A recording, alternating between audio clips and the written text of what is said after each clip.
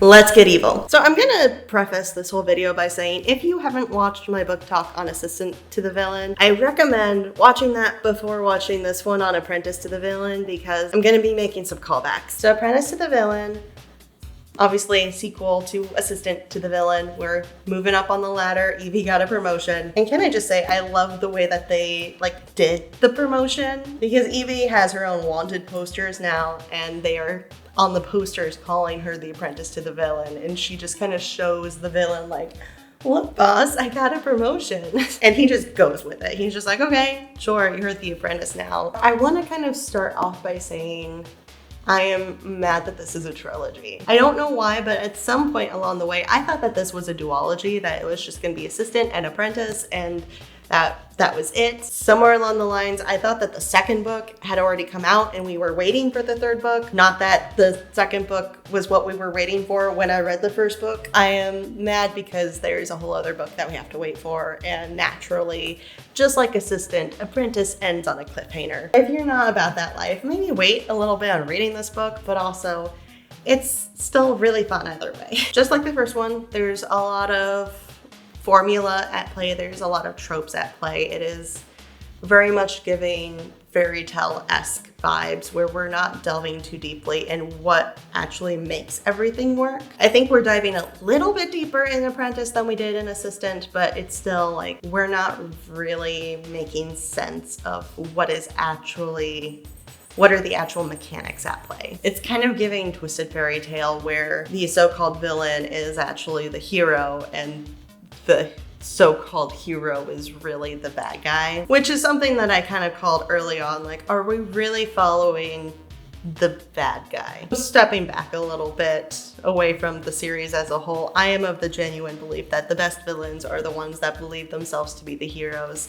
Tristan is not that. Tristan believes himself to be the villain. I feel like I've been making a lot of comparisons to Twilight lately, but it's giving Edward Cullen the sort of self-loathing type, the I am a terrible person type, which, like, for all of the murder that Tristan does and, you know, the heads hanging from rafters and the like, I get it. Like, yeah, he's not a good person, but comparatively, he's not so bad. So in Assistant to the Villain, I complained a bit about the prologue. I enjoyed the prologue. It was very fun. It set the tone really well. It gave that backstory to explain how we got to become the assistant, but I felt like the prologue overall was not necessary. Like, it was fun and I enjoyed it, but it didn't do anything for the story overall. I feel like we resolved that with Apprentice. The prologue, it doesn't feel essential from the beginning, but once we get later into the story, it comes to light and it becomes important. And I feel like that's what a good prologue should be. It shouldn't be immediately apparent, like, this is super important for this reason.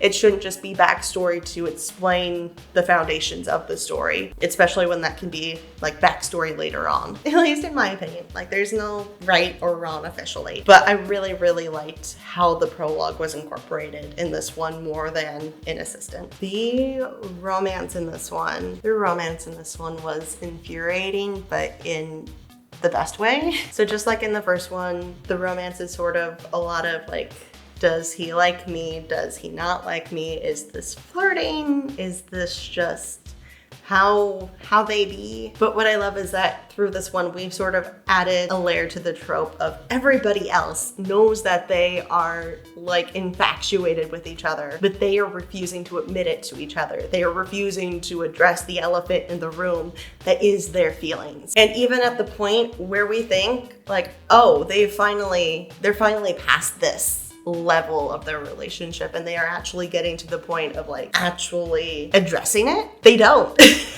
And again, I know so much Edward Cullen comparisons, so much Twilight comparisons. I really feel like though Twilight is a great comparison when we're looking at Tristan because the vibes are the same. He's very much, I am not the right person for Evie. I am going to corrupt her. She is going to be worse off forever having feelings for me because I am a monster. Which, at least to be fair, there's a degree to which he is sort of proven right, but I don't think he was proven right in the way that he thinks he was. And I feel like that is an element that is going to get answered in the third book, which I'm kind of hoping is the last book, not because I don't enjoy the series, but because I do feel like we need a resolution. This series does feel like one that would benefit from having short stories that are just sort of popped in through the gaps, where we don't necessarily need to have a full arc, but to just sort of like get further glimpses into the characters. But I think as a whole, like full arc, a trilogy, at least from what I'm seeing so far, is gonna be a good size for it. I feel like if it gets too much longer, at least with the elements that we're currently playing with, it's gonna get to be too much. That's not to say it couldn't expand beyond a trilogy, but I think with the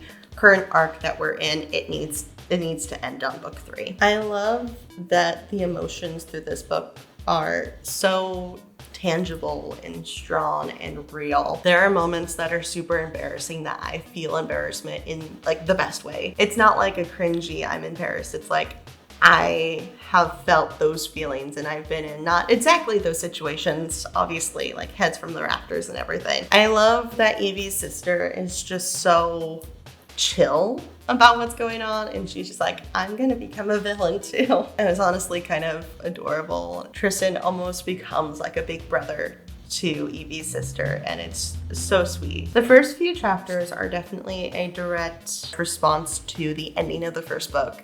So we're getting a pretty quick resolution to that cliffhanger, which I appreciate. Like, part of me kind of wishes that we could have seen a little bit more with the villain not there, just to kind of get a sense of the chaos that ensues. But on the other hand, I also appreciate that we just sort of jumped right back into the meat of the story, which is really what are Evie and the villain doing together to resolve the overall conflict. The unmasking was both adorable, it felt a little unnecessary, but also it puts them on a level playing field, I feel like. Like, she, by her nature, has become unmasked as the assistant, the eventual apprentice to the villain. And there's nothing that she could have really done to hide her identity through that. And so for Tristan to be like, unmask me, let people see my face, was just...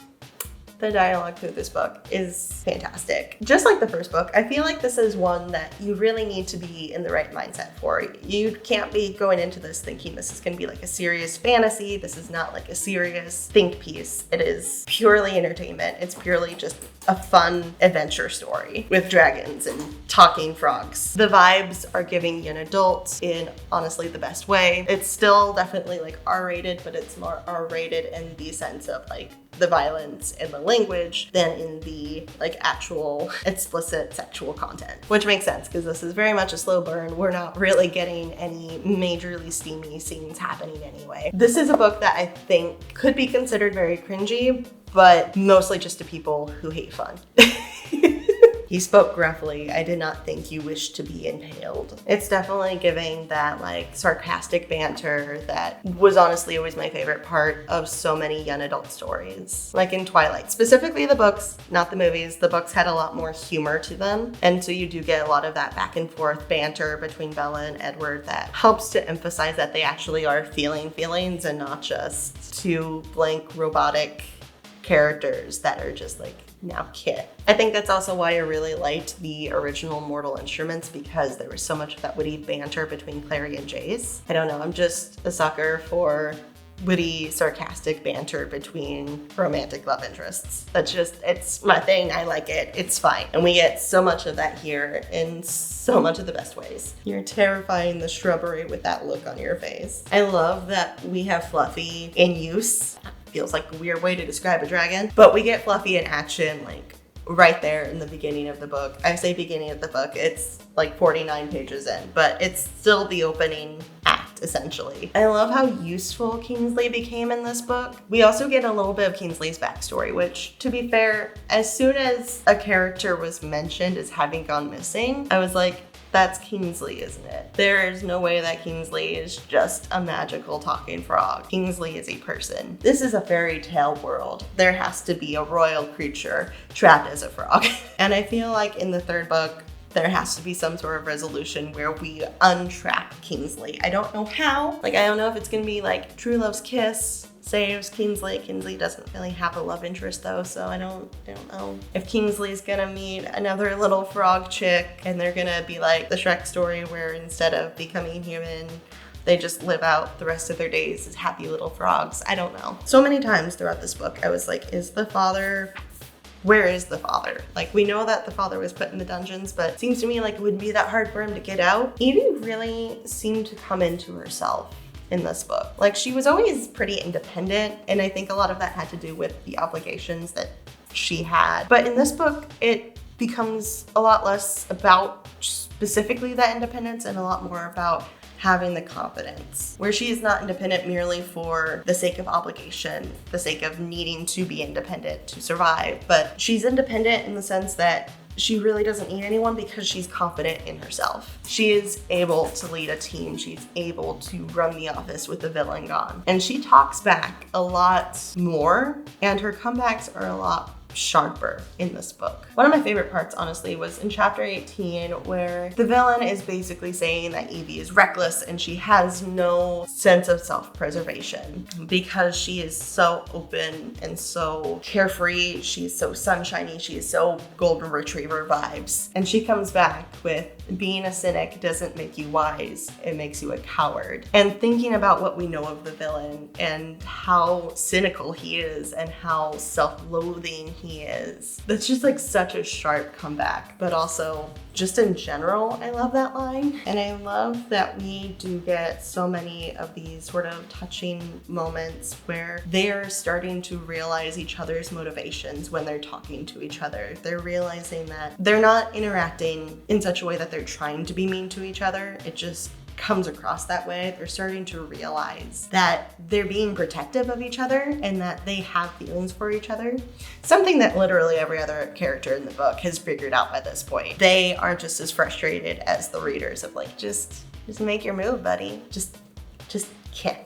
I feel like one line that really encapsulates the biggest thought within the series so far. There's a point on page 88, that's chapter 20, where they are talking to a creature, and the creature says that humans demonize what they cannot understand. It isn't our job to educate them, just to live the way we're meant to, with the knowledge that being called a monster doesn't make you one. And I feel like that's essentially the thesis statement for the series, at least so far, that like, even though Tristan is literally called the villain, and even though Tristan is playing into the tropes of this fairy tale villain of just this merciless murderer who has no feelings and no remorse, he is still somehow the most empathetic of the powerful characters. He is the one that most understands the weight of what's happening and is the one that is trying his best to right the wrongs that are in this fairy tale. So even though he is treated like the monster, like the bad guy, like the villain, that doesn't entirely define him. So later in the book, there is a point where the villain is just like, I am the villain. I do not have the time or patience for love, and I certainly would not pursue such a useless emotion with someone who works for me. And somebody makes the comment of like, I'm certain one couldn't find someone more difficult to love. And Evie's just like, I didn't find it difficult at all. And I'm like, girl, we're getting bold. Like, finally, we're emitting feelings and we're having these emotions and we're like finally letting those surface, but also I'm proud. I'm proud of these little children finally admitting to their feelings. It took a book and a half to get here, but we're finally here. And I know some of you are gonna be like, that was a spoiler, but it really wasn't, because I feel like every time we make a step forward in progressing a relationship with these two, we end up taking 2 steps back. Like, we're never really there. Like, there's a whole other point where Tristan's like, I could fire you. And this woman, she does not hesitate. She's just like, okay, do it. And he backs down. She's like, I'm not actually going to fire you. Which, like, we all know that he really wouldn't. He cares about her, and he kind of knows that there's nowhere that she could go. So if he fired her, he would be sentencing her to death. I think I want to talk a little bit more specifically about certain elements of this book. So I think we are going to start to get into kind of spoilery territory. Just like the first book, this is very formulaic. We're not really here for the plot per se, as much as we are for the adventure. That said, I do feel like this book has a bit more substance. It has a bit more like legitimate twists and turns and development within the plot, where it isn't quite as formulaic. It's not quite as predictable about where we're going. The developments feel a lot more brought to light. This book feels in some ways more polished and more direct and just stronger, I feel like, which is really impressive for a second book, because so often in trilogies we get that sort of second book syndrome where it's just sort of that in between to get from book A to book C. And I feel like this one was really strong. I would hesitate to say that it could stand on its own because there are so many callbacks to the original book, but I appreciate that there wasn't like any exposition to try to explain what happened in the previous book. It just sort of let the reader figure it out, where I think if I were to pick this book up and not realize that this was a sequel, because nowhere on here do I even see that it says second book. It says again, which implies that there's more going on. But I feel like if I had no idea that this was part of a series and I just saw this one and I didn't see Assistant to the Villain, I could pick this up and read it and have a good sense of where the story was to begin with. We do get a little bit of a return to the mystery element, which was not my favorite. I do think we dropped it quickly, which was a good move, because I feel like if we had a whole book that was dedicated to the whole mystery of who is thwarting the villain's plans again, it'd just be too much.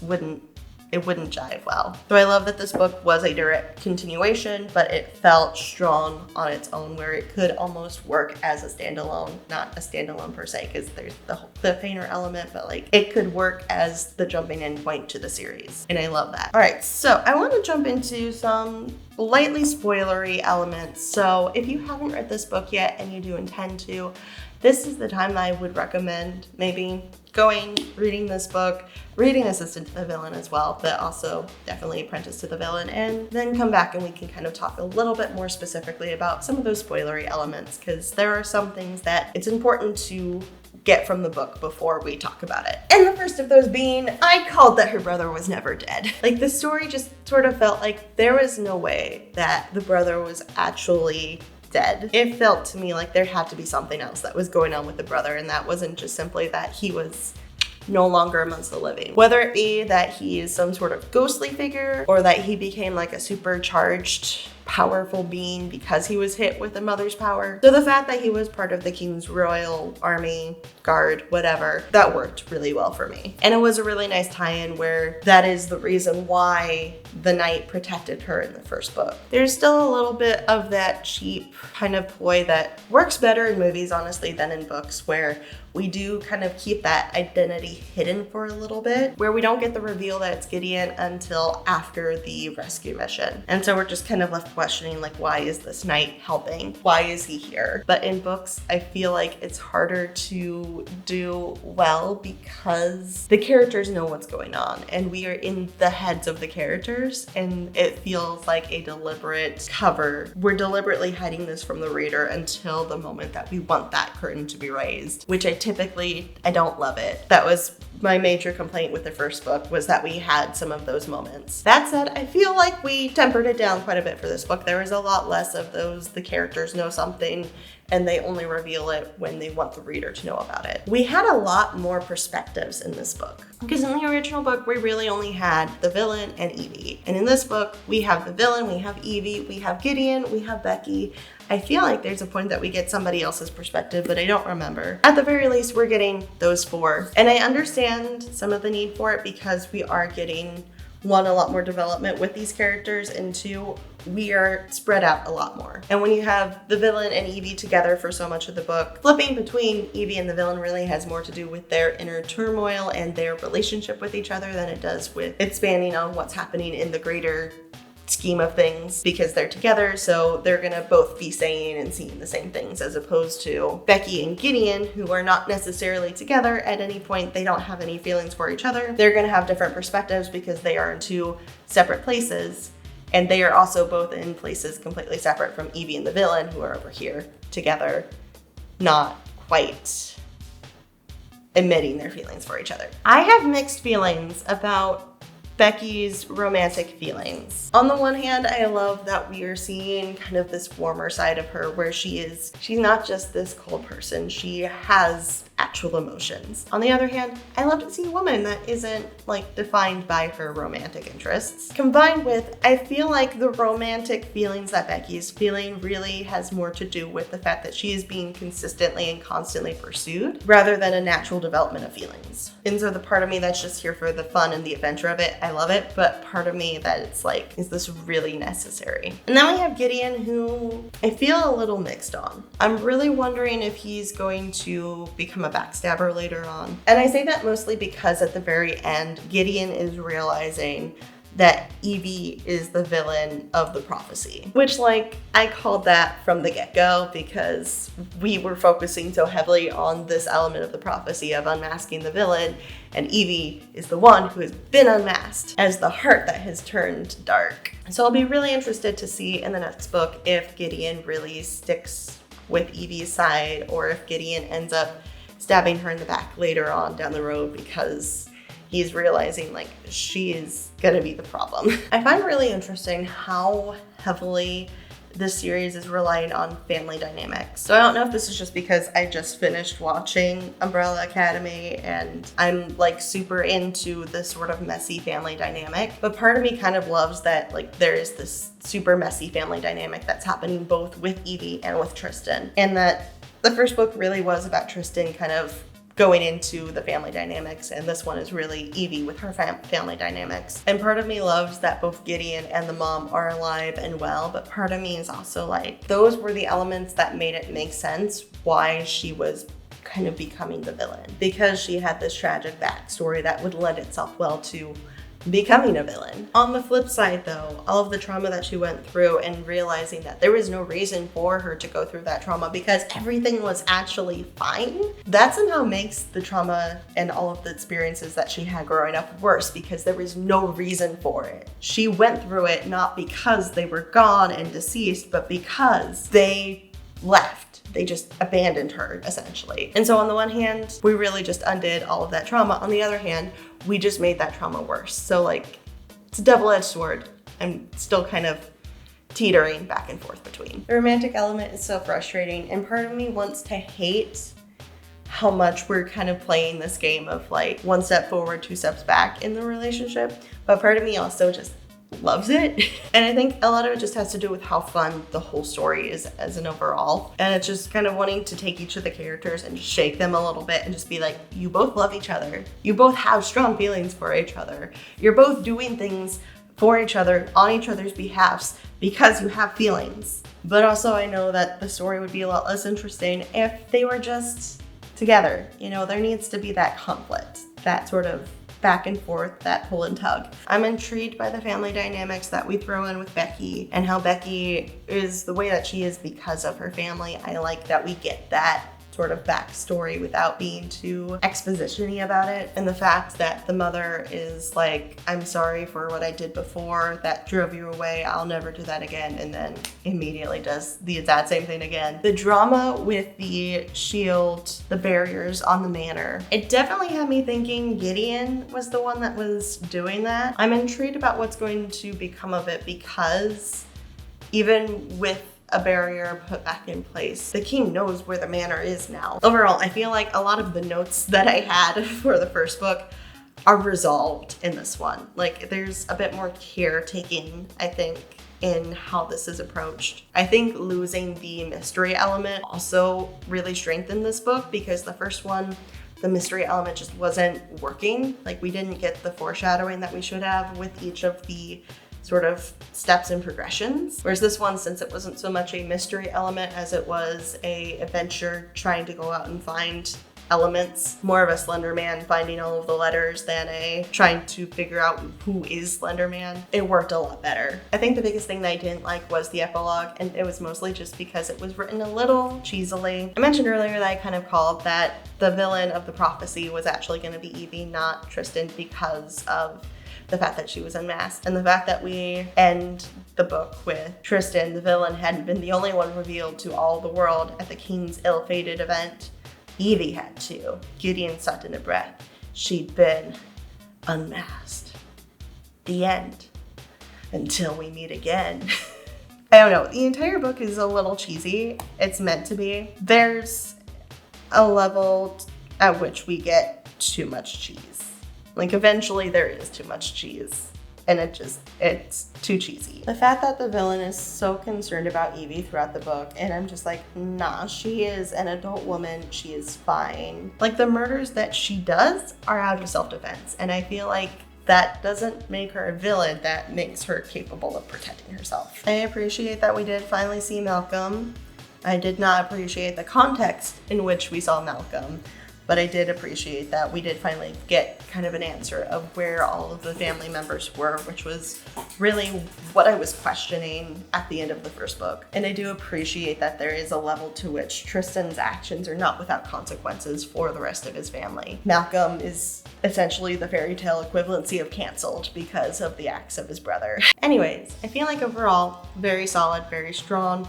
I was worried that we would have that second book syndrome, and it far exceeded my expectations. So I'm really excited about it. I'm really mad that I have to wait for the third book, but I feel like I am ready and excited for the third book, which is honestly really good because so often the second book just sort of flops and then I'm not as excited for the third book. So yeah, if you've read Apprentice to the Villain, let me know what you thought in the comments down below. And while you're down there, be sure to give this video a big ol' like and subscribe or follow me or whatever the applicable thing is to do, because I post videos sometimes.